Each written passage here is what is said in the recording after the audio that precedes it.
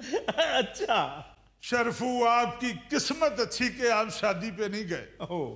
मेरे डैडी मरहूम फरमाया करते थे, गर्मियों की शादी और सर्दियों की खेती बाड़ी बड़ा मुश्किल काम। मामू, खेती बाड़ी तो आपने कभी की ही नहीं, शादी आप किसी भी सीजन की नहीं छोड़ते, चाहे सलाह भी क्यों ना आया हो। सनी के बच्चे मामू से मस्खरियां करते हो। आ लेने दे बाजी को, तुम्हारी शिकायत करूंगा।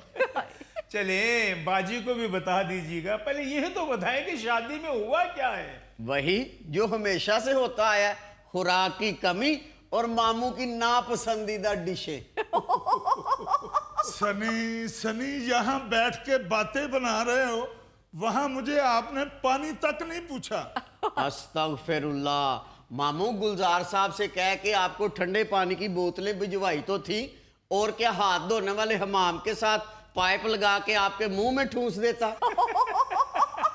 बड़ा आसान किया आपने, सादे पानी की बोतलें भिजवा कर।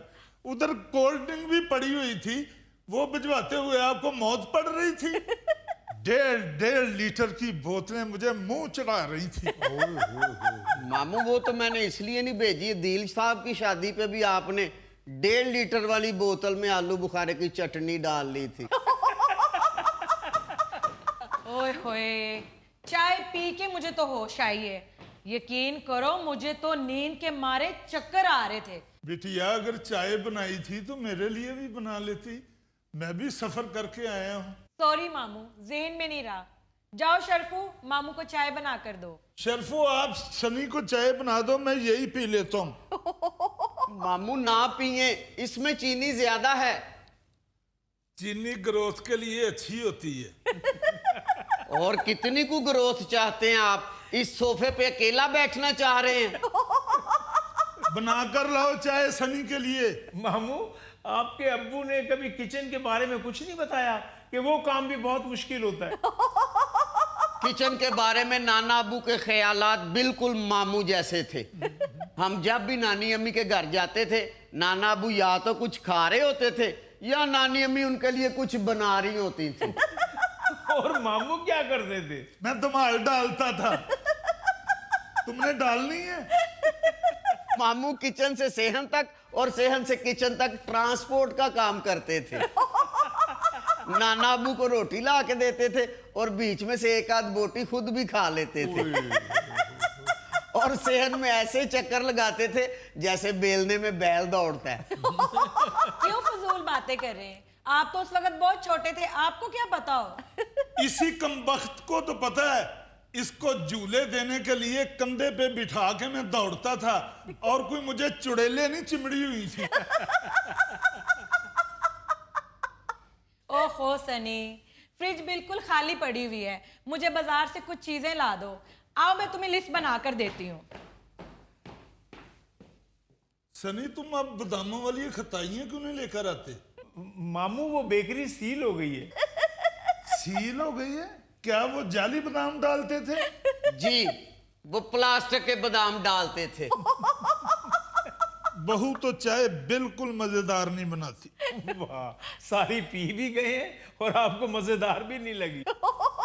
ज्यादा बकवास ना करो।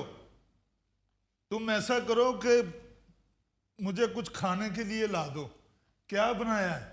मामू, आपको शादी पे खाने को कुछ नहीं मिला? जो आते ही आप खाने का पूछने लग गए। मिला था, लेकिन जो घर के खाने की बात है उसका तो जायका ही कुछ और है। शुक्र है कि आपको मेरे हाथ का जायका तो पसंद आया, वरना तो आपने जब भी निकाले हैं खाने में से नुक्स ही निकाले हैं। मैंने तुम्हारे हाथ का नहीं कहा, घर के खाने का कहा है। पहलवान जी, घर में खाना मैं ही बनाता हूँ, कोई फूड स्ट्रीट से मंगवा के नहीं रखा होता। ठीक है, अब आधी रात को मुझे उठा के कहिएगा सही कि शरफू, भूख से मेरे पेट में डायनासोर दौड़ रहे हैं।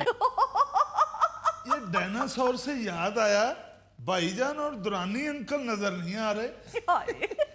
ये डायनासोर का सुन के दोनों में से किनका नाम ज़हन में आया आपके? ओए, गलत समझ रहे हो तुम। मेरे कहने का मतलब ये है कि दुरानी अंकल जितने शिकार के शौकीन हैं कि कहीं डायनासोर के शिकार पे तो नहीं निकल गए? फिलहाल तो वो बाहर घूमने के लिए गए, वे आते ही होंगे। ओए होए होए होए होए, जरूरत से कुछ ज्यादा ही खा लिया भाई। तशरीफ रखे जनाब, तशरीफ रखे। अस्सलाम वालेकुम साहब जी। वालेकुम सलाम। कद्दूस मेरे दोस्त, मेरे फ्रेंड, ब्रो। जी जी जनाब, जी जी। ताजा शिकार हुआ हो, वो भी मुर्गाबियों का, तो किसका हाथ रुकता फिर? मैं माफी चाहता हूं, मुर्गाबियां नहीं पकी हुई थी, सादा मुर्गा पका हुआ था।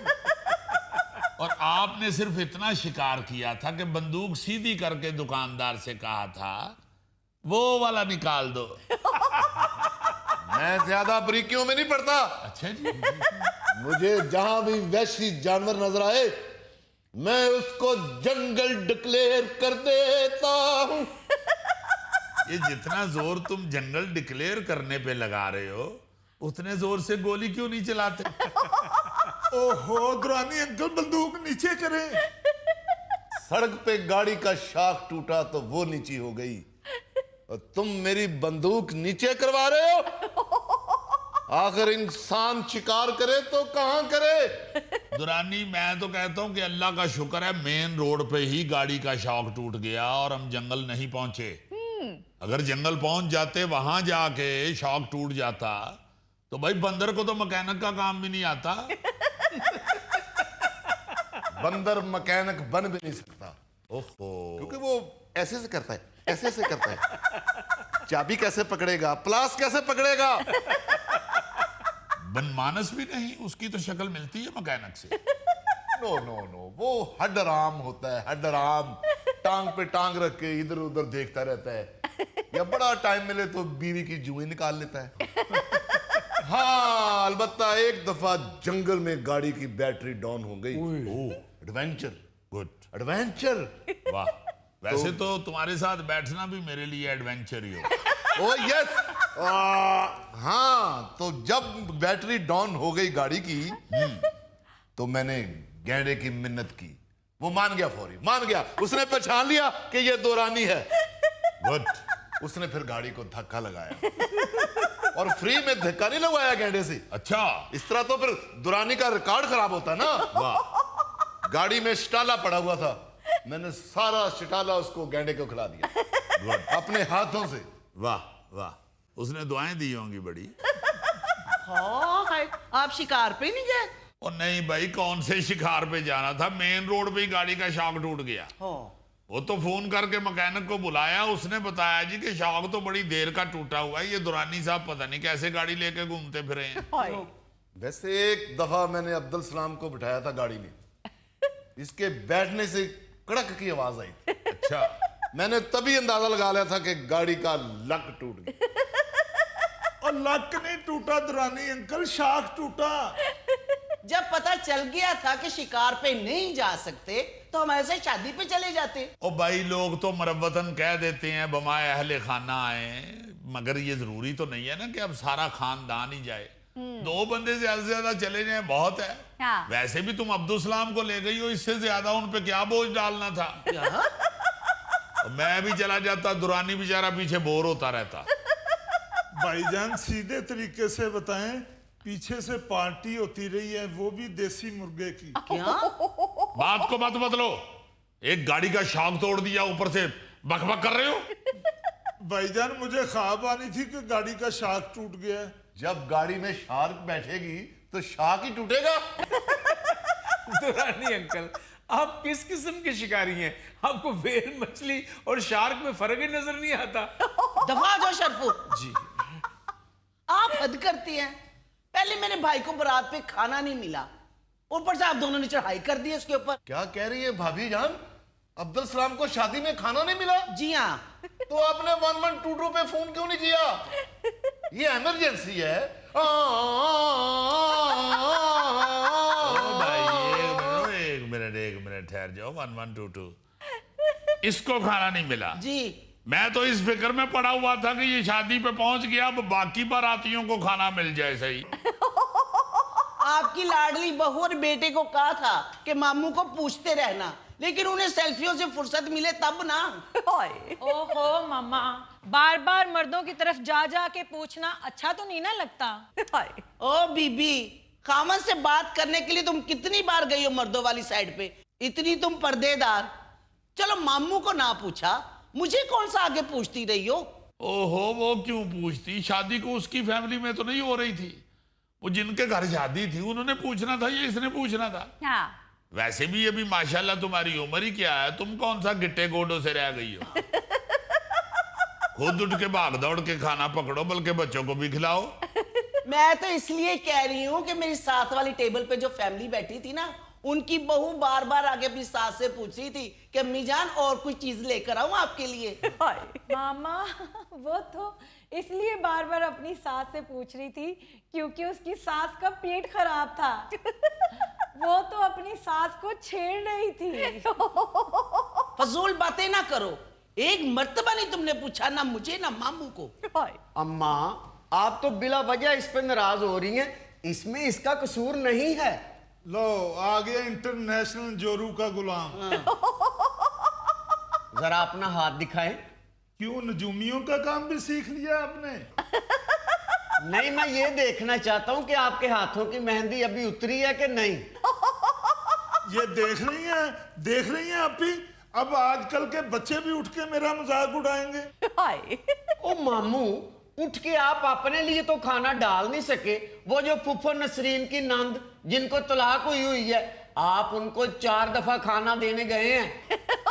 ओ, और इसको ये नहीं पता कि नसरीन की नंद को तलाक क्यों हुई थी। उसने अपने खामद को चाकू मार दिया था।